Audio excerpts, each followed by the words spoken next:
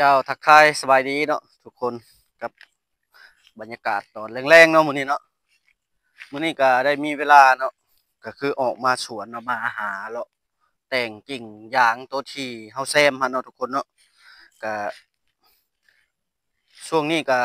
หลังจากที่ใส่ปุ๋ยแล้วเนาะทุกคนก็คืออันน่ะเฮาจะมาเลาะแต่งกิ่งตัวที่อันน่ะ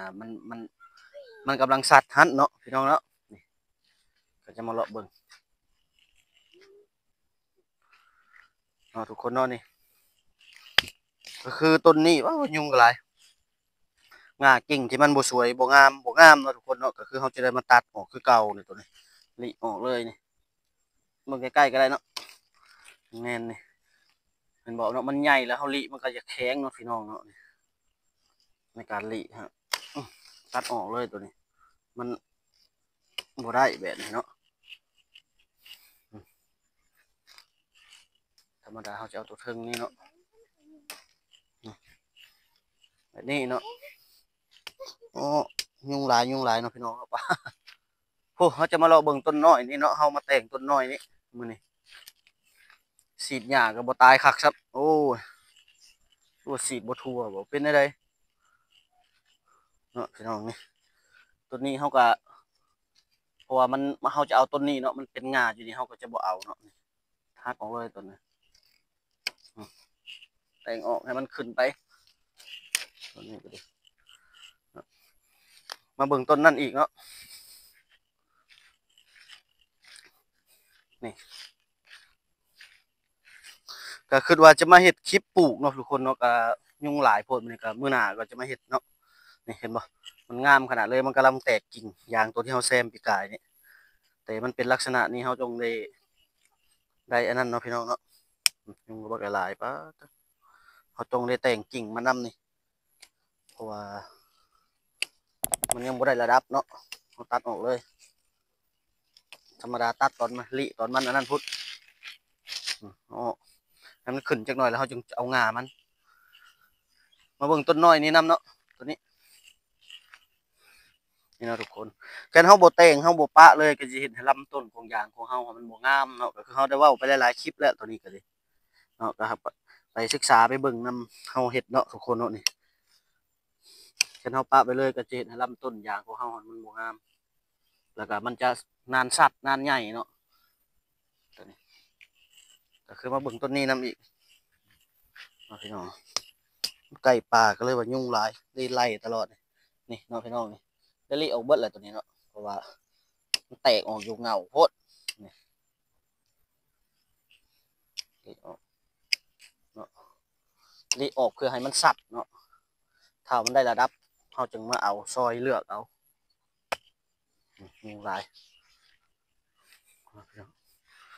ยางตัวนี้มันซุ่มนี่มันเฮาแซมตัวปีกายนี่เนาะก็คือเฮาแต่งกิ่งให้มันสัดไว้แล้วก็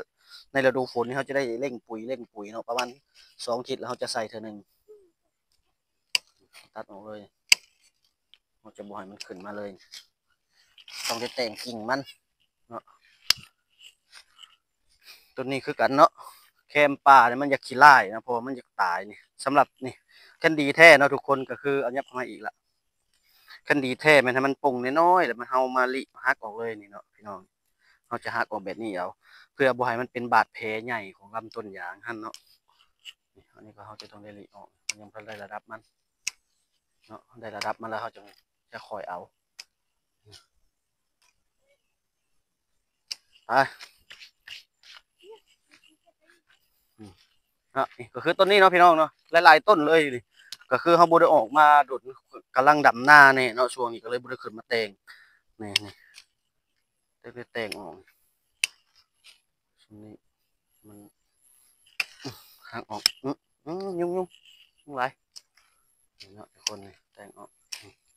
หักออกเลยก็บ่หมายความว่าหักออกเบิดดอกเนาะเพราะว่าให้มันได้ระดับมันแล้วก็เขาก็จะปะเนาะหักออกมาพี่ต้นนี้เล่นยุ่งหลายเนาะก็คือต้นนี้น้ำคือกันเนาะทุกคนเนาะนี่มันต่ำๆเนาะนี่ก็คือตรงลิลิเนาะทุกคนเนาะแต่งกิ่งยางของเขายางน้อยตรงที่เขาแซมหันนะ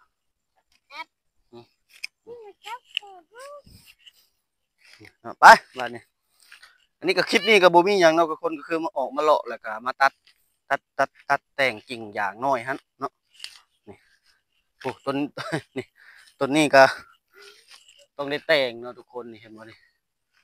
มันขึ้นมาเป็นลักษณะนี้แล้วต้องได้ตัดออกเลยนี่ออกส่งเลยส่งไว้หลายก็บ่ได้เป็นคุมเป็นเครืออยู่อ๋อตัวนี้ก็คือสิได้ตัดโลดนี่ยอดมันนี่เนาะทุกคนให้มันขึ้นไปจงเอาชุมนั้นเนาะตัดออกเอาชุมนั้น